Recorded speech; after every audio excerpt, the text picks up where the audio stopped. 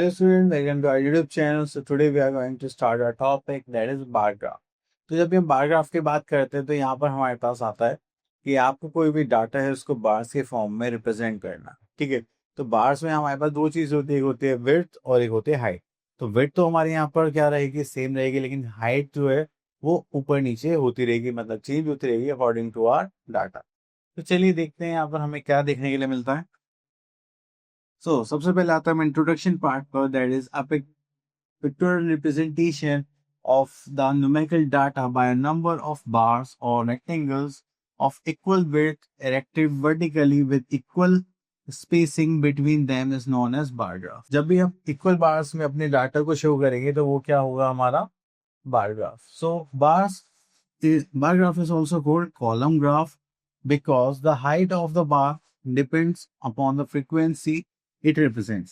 कि मतलब जो भी वैल्यू या फ्रीक्वेंसी वो रिप्रेजेंट करेगा 5, 10, 20, तो उसके साथ उसकी हाइट वेरी होती है।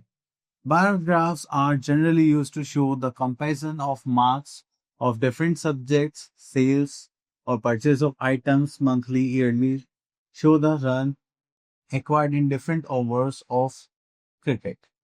अब देखिए, जैसे यहाँ पर हमें एक बार ग्राफ बनाएंगे बोले गए। देखिए यहाँ पे सबसे पहले हमारे पास क्या है, यहाँ पे सब्जेक्ट्स हैं, उसके मार्क्स हैं। Hindi that is 85, English 90, science 98, maths 95, social science 75। तो अब इसके लिए हम क्या करेंगे, तो यहाँ पे हमको सबसे पहले स्केल चूज करना होता है कि वन स्मॉल डिवीजन। आपने देखा, अभी देखेंगे जो ग्राफिक करो तो उसमें डिविजन्स होते हैं, तो one small division equals to 1 mark. ठीक है, अब देखिए जैसे हमने ये देखा बार ग्राफ है, तो आप ये एक बॉक्स देख रहे हैं, तो ये हो गया एक सिंगल वन डिवीजन। तो ये 0 to 10, 10 to 20, 30, 40, 50, 60, 70, 80, 90, 100 तक हमने यहाँ पे मार्किंग करी है। ओके, देन उसके बाद हमने यहाँ पे क्या करा, एक चीज देखिए, ये हमारा क्या है, एक्स एक्सेस, जिसपे हमने क्या लिखे हैं यहाँ पर सब्जेक्ट्स। ये क्या हमारा वाई एक्सेस, जिसपे हमने क्या लिखे नंबर्स, और इसमें हम लिखते हैं मार्क्स, मतलब जो न्यूमेरिकल वैल्यूज होती है। ठीक है, तो हमने देखा यहाँ पर हिंदी में हमारे पास कितने मार्क्स थे। ओके, तो हमने यहाँ पे देखा हिंदी में हमारे पास कितने मार्क्स थे, आई थिंक 85 मार्क्स थे। तो यहाँ से हमने देखा 80 और 90, जस्ट मिडल में हमने इसको यहाँ पर लिख दिया, दैट इज 85। हमने यहाँ पर देखा इंग्लिश में कितने मार्क्स थे, 90। देन हमने यहाँ पर देखा साइंस में कितने मार्क्स थे, हम देखा दिस इज यहाँ पर 100 हो गया है, तो यहाँ पर 95 एंड दिस इज 97 या 98, कुछ इसी टाइप से होगा। ठीक है, देन यहाँ पर हमारे पास आ गया this is 95 and this is 96। ठीक है, यहाँ पर देखेंगे तो वी आर हैविंग 75 से थोड़ा सा ऊपर, मतलब 77 अप्रोक्सीमेट। तो यहाँ पर हमारे पास आ गया 77 मान लेते हैं, मीन 96। तो इस टाइप से हमारे पास यहाँ पर डाटा होता है। तो चलिए उसके बाद हम यहाँ पर क्या करेंगे, जब हमें स्केल काफी बड़ा गिवन होता है और हम इतने बड़े बड़े यहाँ पर हाइट के कॉलम्स तो नहीं बनाएंगे, हम क्या करते हैं, इसको डिवाइड कर लेते हैं कॉमन फैक्टर से। अगर आप देखेंगे तो ये सब किससे डिवाइड हो सकते हैं, ये सब 400 से डिवाइड हो सकते हैं। ठीक है, तो मैंने क्या कर लिया यहाँ पे, one big division equals to 400। Okay, तो चलिए फिर हमने यहाँ पर डिवाइड कर लिया, फिर हमने यहाँ पर देखा जो बार ग्राफ है। ओके, तो यहाँ पर हमारा फिर से बार ग्राफ आ गया, यहाँ पर आ गया हमारे पास मंथ्स, यहाँ पर क्या आ गई नंबर ऑफ रेफ्रिजरेटर्स जो कि हमने सोल्ड करें या मैन्युफैक्चर करें। ठीक है, तो हमने फिर उसके हिसाब से यहाँ पर शो कर लिया 0 to 400, 400 to 800, तो 400 का हमने यहाँ पे क्या ले लिया gap. Next double bar graph. तो देखिए यहाँ पर हमने स्टूडेंट्स हैं कोई, उनका हाफ ईयरली और एनुअल एग्जाम देखा।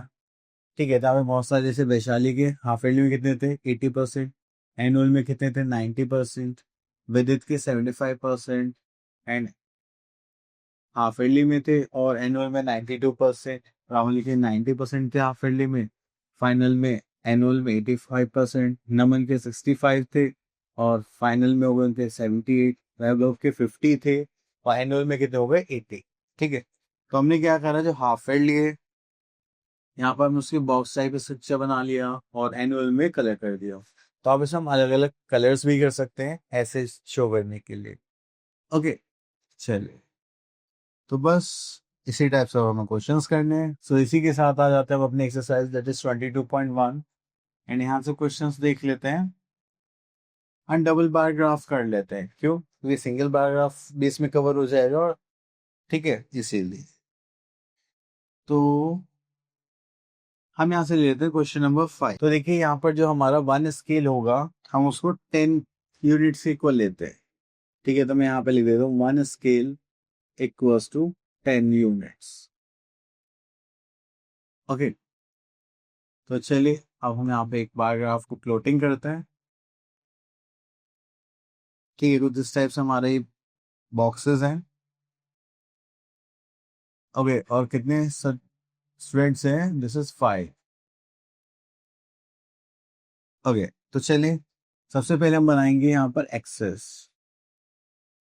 सो this is a y axis and this is a x axis. ठीक है,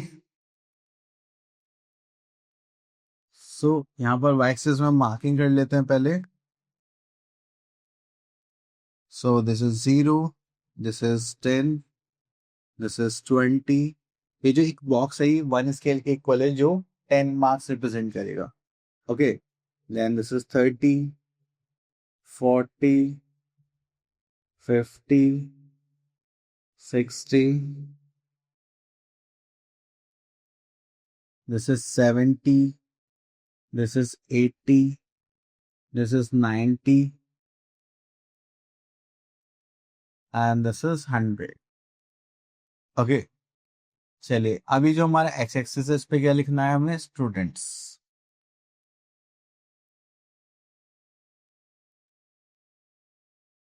ओके, तो स्टूडेंट्स के लिए हम यहाँ से वो ले आता है अपना जो क्वेश्चन टेबल था, ये रहा। ओके, तो सबसे पहले हम यहाँ पर लिखते हैं नेम्स, वो भी स्टूडेंट्स के, just like Nakul. Okay, then we are having Utkarsh. अब मैं यहाँ पे जो टू बॉक्सेस है उसमें लिखूंगा, क्योंकि यहाँ पे हमें टू कॉलम्स शो करने हैं, फर्स्ट टर्म और second term. Okay, then we are having Bhanu, then we are having Anshul, then we are having निशा।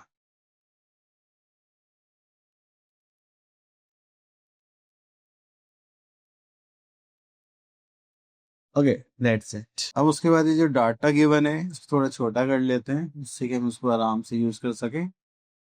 तो चलिए नीचे लिख लेते हैं। ओके, तो थोड़ा इसको साइड में कर लेते हैं, है ना? हाँ, यहाँ पर सही है।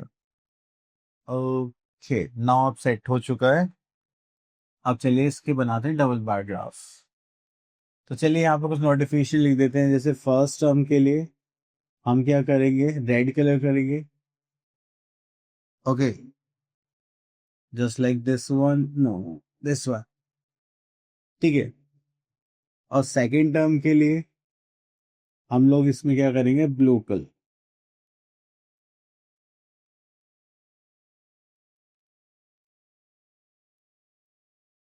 ओके, तो ये हमने यहाँ पे नोटिफिकेशन कर लिया। चलो, उसके बाद आते हैं नकुल पर। अब पहले हम क्या करेंगे? फर्स्ट टर्म ड्रॉ करते हैं। ओके, फर्स्ट टर्म में नकुल की थी 80 मार्क्स, तो देखिए 80। फर्स्ट टर्म के लिए हमने रेड चूज करा था, तो रेड ले लेते हैं। Yes, this one is red.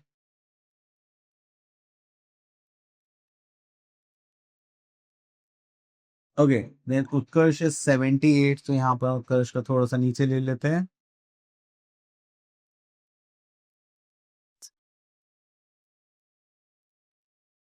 Then we are having Bhanu, जिसके थे हमारे पास 85। चलिए हमने इसको यहाँ पर प्लॉट कर लिया।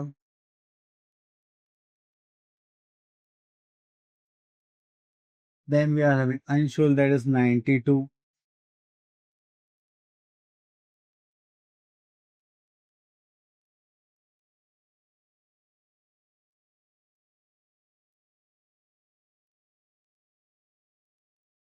Okay, then we are having Nisha, that is 75. So this is 70 and more than half is 75.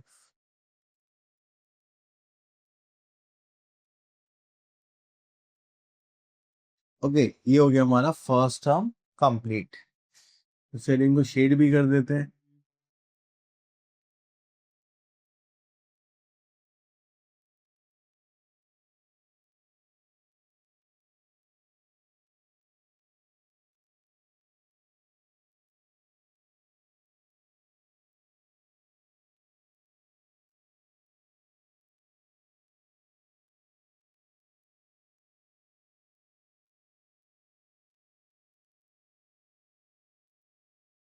Okay, तो ये हो गया हमारा फर्स्ट टर्म कंप्लीट। अब सेकंड टर्म पर आता है, तो इसमें हमें जो कलर चूज करता है that is a blue colour. तो नकुल के हमारे पास कितने मार्क्स हैं एंड सेकंड टर्म में? That is 90। So this are 90। Then we are having Utkarsh 85 marks. So we are having 80 and this is 85.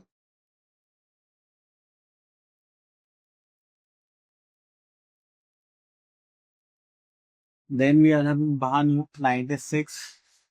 So this is 90 and this is half and more than half.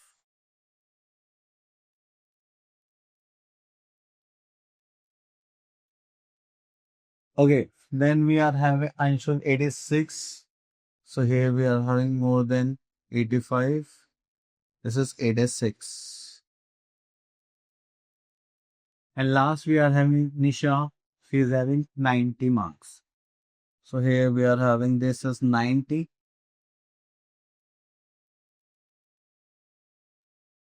अब देखिए मैंने क्या करा, जैसे 90 था तो मेरी आईज यहाँ पर गई, तो मैंने इसको यहाँ पर मार्किंग कर दी। ओके, तो मुझे 80 चाहिए था तो मैंने यहाँ से लिया, यहाँ पर मार्किंग कर दी। ओके, तो इसी टाइप से जैसे यहाँ पर मुझे 85 चाहिए होगा तो मैंने इसके एकदम सेंटर में मार्किंग कर दी। ओके, चलिए, तो चलिए उसमें शेड कर देते हैं अपना सेकंड टर्म में। हमें ब्लू कलर से शेड करनी है, तो चलिए करते हैं।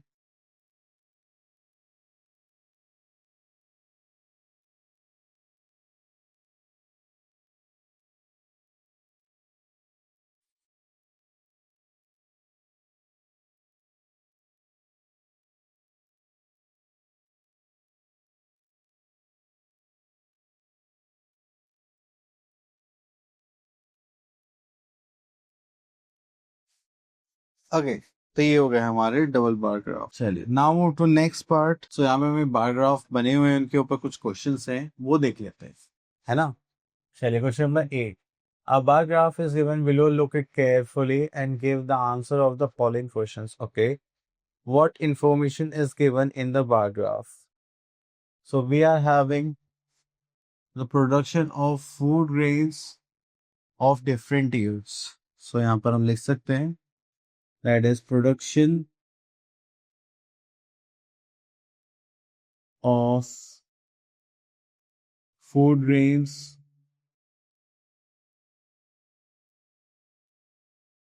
of different years.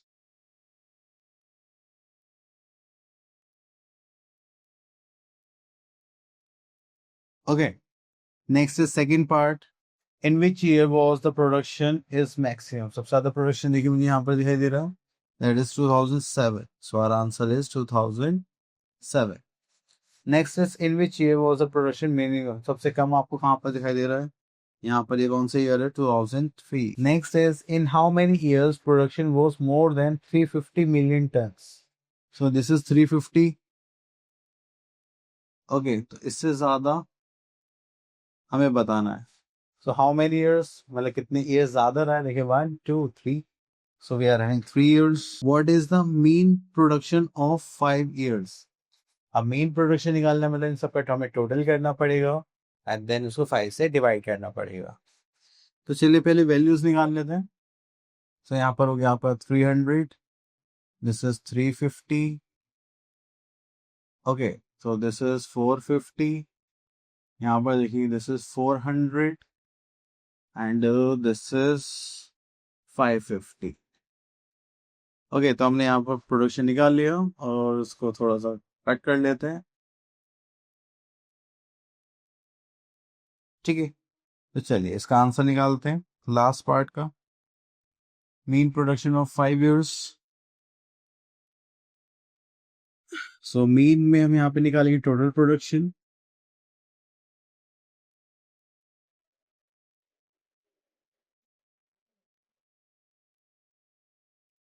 और अपॉन में यहाँ पे लिखेंगे हम नंबर ऑफ ईयर्स।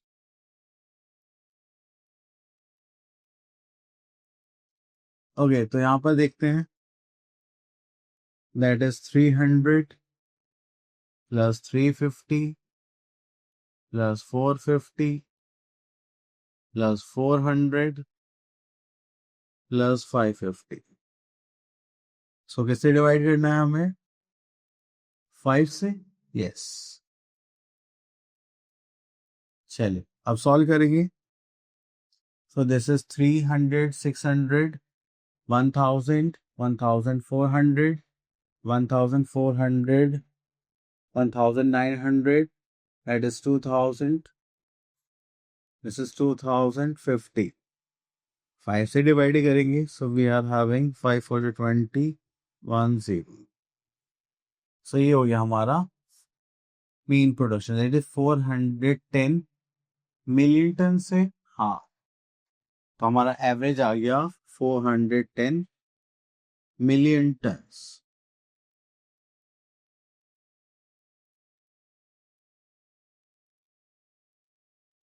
ओके, सो इसी के साथ ही हमारा टॉपिक भी फिनिश होता है। आई होप आपको टॉपिक्स क्लियर हो गया होगा। अब मिलते हैं नेक्स्ट वीडियो में। Till then all the best.